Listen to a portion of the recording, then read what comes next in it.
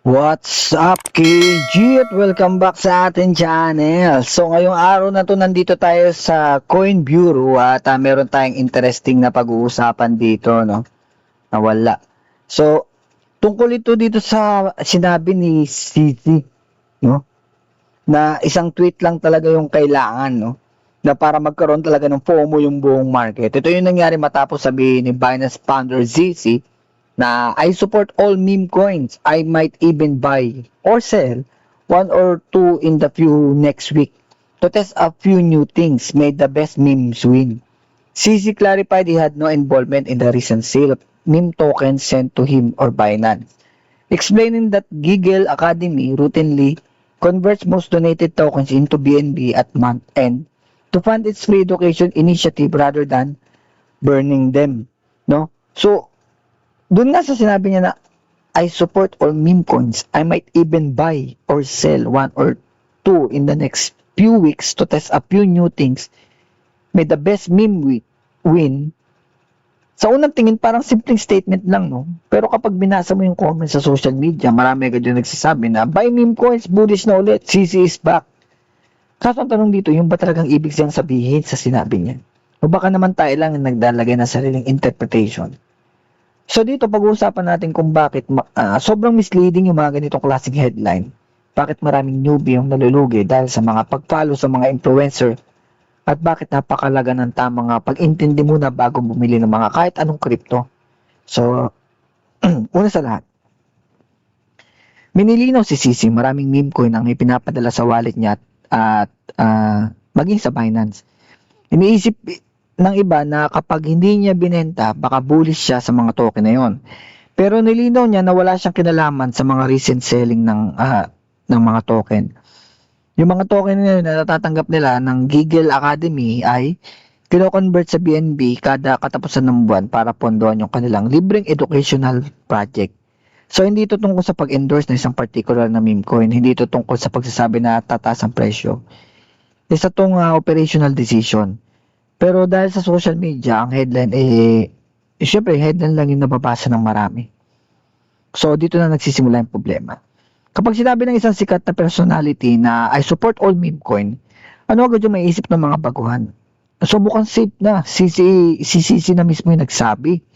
Kailangan ko nang bumili pero kailangan natin tandaan. May malaking pagkakaiba ang support at recommendation.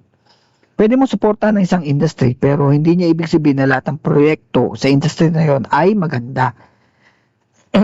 Parang siyempre sinasabi na support ako sa mga small businesses pero hindi ibig sabihin nun lahat ng negosyo ay kikita. May magsasara, may malulugi, may mga magtatagumpay. So ganun din sa meme coin. So bakit suportado ang meme coin? So yun naman ang tanong dito, bakit pa susuportahan ang meme coin kung puro hype lang naman dito? Ang totoo, may dahilan. Ang meme coin kasi kadalasang unang pumapasok sa crypto dahil madali siyang maintindihan. No? Masaya yung community, viral, madaling i-share, nakaka-attract ng bagong user. Sa madaling salita, nagdadala siya ng liquidity, nagdadala ng bagong participant. Pero, hindi ibig sabihin na magandang investment agad. So, magkaiba yun. At dito pumapasok ang pinakamalaking pagkakamali ng maraming retail investor. So, akala nila, kapag gusto ng isang industry leader, ang isang sector, automatic nakikita sila. So, hindi ganun ang market. Ang malaking misconception ay isipin na sinabi ba ni CC na bumili kayo? So, hindi naman. Nagbigay ba siya ng target price? Hindi rin. May nirecommendo ba siyang token? So, wala. Ang sinabi lang niya, maaaring bumili siya o magbenta para sa mag-test ng ilang mga bagay. Napaka-laking pagkakaiba nun. Pero sa social media, ginagawang signal at dito nagsisimula yung FOMO. So, bakit delikado ito para sa mga newbie? Kapag bago ka sa crypto, hindi mo alam ang risk management. Hindi mo pa alam ang tokenomics. Hindi mo pa alam ang liquidity. Hindi mo pa alam kung paano gumagana ang whale manipulation. Ang alam mo lang, sabi ni CC. At kapag bumagsak ang presyo, sino ang sisisihin? Hindi ang sarili, kundi ang kakulangan sa research. Hindi rin ang kakulangan sa research, kundi si CC, no? Samantalang hindi naman talaga siya nagsabing bumili ka. Ito ang isa sa pinakamalaking problema sa crypto ngayon. Hindi misinformation, kundi misinterpretation. Ang panganib ng headlines sa panahon ngayon Mas malaga ang clicks kaysa sa mga context. Kaya ang headline, CC supports meme coins. Mas maraming engagement pero ang buong paliwanag hindi na binabasa. Ito ang dahilan kung bakit maraming retail investor ang bumibili sa tuktok. Late na nilang nalalaman ang buong kwento. So hindi lahat ng meme coin pare-pareho. Kapag sinabi nilang meme coin, ibig sabihin pare-pareho ang kalidad. May mga developer na seryoso, may mga abandoned na yung project, may rug pull, may honeypot, may insider wallets. May token na halos kontrolado ng ilang tao.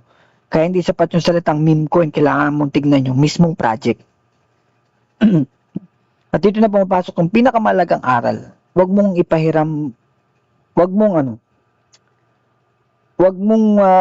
kang basta-basta maniwala sa ibang tao.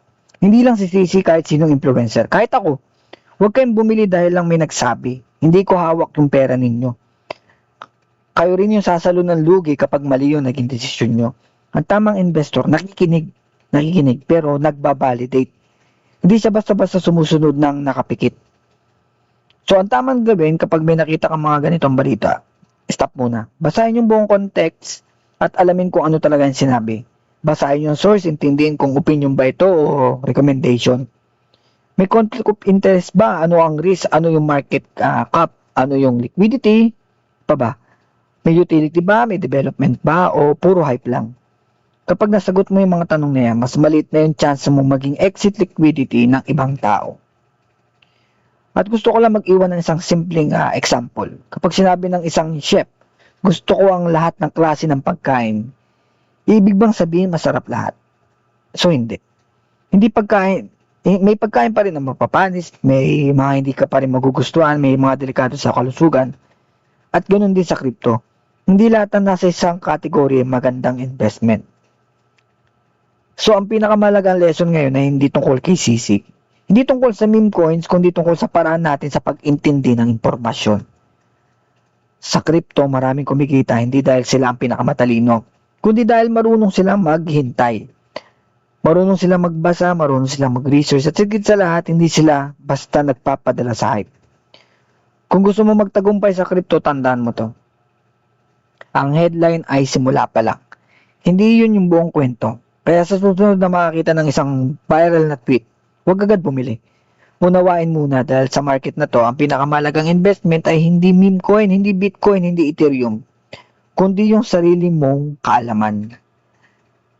Yun. So kung may natutunan kayo dito sa aking video, siyempre huwag kalimutang i-like, i-share para sa mas marami pang Pilipino at marami pang mga Pilipino ang gustong matutong mag-invest ng may tamang mindset, no? Hindi lang para sa hype. Subscribe ka na dito sa aking channel at syempre sa ating mga mamsel, saludo sa inyo at syempre magkita-kita na tayo sa arena. Game on!